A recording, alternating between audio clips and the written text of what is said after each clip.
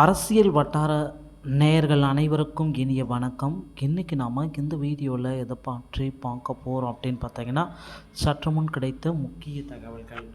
திமுகவில் முக்கிய அமைச்சரான உதயநிதி அவர்களுக்கும் தற்சமயம் அமைச்சர் பதவிக்கும் புதிய சிக்கலானது ஏற்பட்டுள்ளது. சரியாக 2 மாதங்களுக்கு முன்பாக உதயநிதி அவர்கள் சனாதனத்தை பற்றி அவதூறாக பேசியதன் காரணமாக தமிழ்நாடு மற்றும் பல மாநிலங்களில் உதயநிதி அவர்கள் மீது சனாதன வழக்கை அவதூறாக பேசியதன் காரணமாக வழக்கு பதிவு செய்யப்பட்டிருந்ததுங்க. மொத்தம் 76க்கும் மேற்பட்ட வழக்குகள் பதியப்பட்டிருந்தது.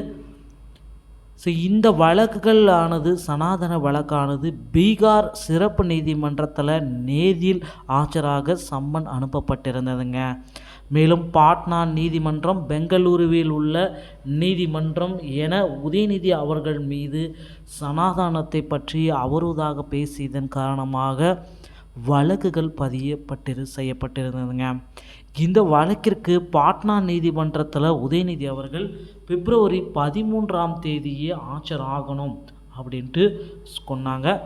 ஆனால் பார்த்திங்கன்னா இன்னமும் அவர் ஆஜர் பார்க்கலைங்க. இந்த பாட்னா நீதிமன்றத்தில் பிப்ரவரி 13ஆம் தேதி உதயநிதி அவர்கள் நேரில் ஆஜராக சம்மன் அனுப்பப்பட்டிருந்தது. இருந்தபோதும் உதயநிதி பிப்ரவரி 13இல் நேரில் ஆஜராமல் அதற்கு மற்றவர்களுடைய திமுக வழக்கறிஞர்கள் நேரில் ஆஜர்படுத்தி இருக்காராம். இதை பார்த்த பாட்னா நீதிமன்றம் குற்றச்சாட்டப்பட்டவர்கள் நீதிமன்றத்தில் வந்து நேரில் நீதிமன்றம் எழுப்பிய கேள்விகளுக்கு பதிலளிக்க வேண்டும். அதற்கு பதிலாக வழக்கறிஞரை வைத்து தாழ்த்துவது முறையானது அல்ல என அண்ணல் பறக்கும் கேள்விகளை பாட்னா நீதிமன்றம் எழுப்பியிருக்காங்க.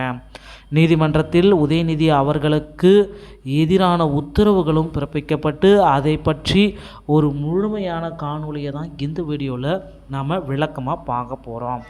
நீங்கள் நம்முடைய சேனலுக்கு இப்போ தான் முதல் முறையாக வரீங்கன்னா மறக்காமல் நம்ம சேனலை சப்ஸ்கிரைப் பண்ணிக்கோங்க. நீங்கள் சப்ஸ்கிரைப் பண்ணால் மட்டும்தான் அரசியல் வட்டாரத்திலிருந்து வெளியாகக்கூடிய எந்த ஒரு தகவலாக இருந்தாலும் அதனால் உங்களுக்கு கூட நோட்டிஃபிகேஷனை கொடுக்க முடியும். மறக்காமல் சேனலை சப்ஸ்கிரைப் பண்ணிக்கோங்க. குறிப்பாக உதயநிதி அவர்களை பாட்னா நீதிமன்றம் அனல் பறக்கும் கேள்விகளை எழுப்பியிருக்காங்க. சனாதனத்தை பற்றி அவதூறாக பேசியதனால் உதயநிதி அவர்களை குறித்து பாட்னா நீதிமன்றம் மிகப்பெரிய அளவில் கேள்விகளும் கேட்டிருக்காங்க.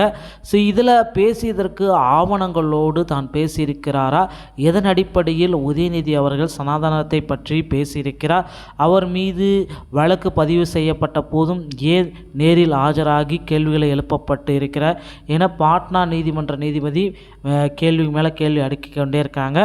மேலும் வாழ்வில் ஒரு அங்கமாக பார்க்கக்கூடியவர்கள் இங்கே இருக்கவும் செய்கிறாங்க. சனாதனத்தை பற்றி பாதுகாப்பு அவர்களுக்கு இங்கே இருக்கவும் செய்கிறாங்க. அப்படி இருக்க சூழ்நிலையில் உதயநிதி பேச்சானது இந்த மக்கள் மடியில் ஒரு சர்ச்சையை ஏற்படுத்தியிருக்கு. இதனால் பார்த்திங்கன்னா உதயநிதி திமுகவில் தன் பதவியை இழப்பதற்கும் வாய்ப்புகள் இருக்குது அப்படின்ட்டு நிறைய பேர் சொல்லியிருக்காங்க.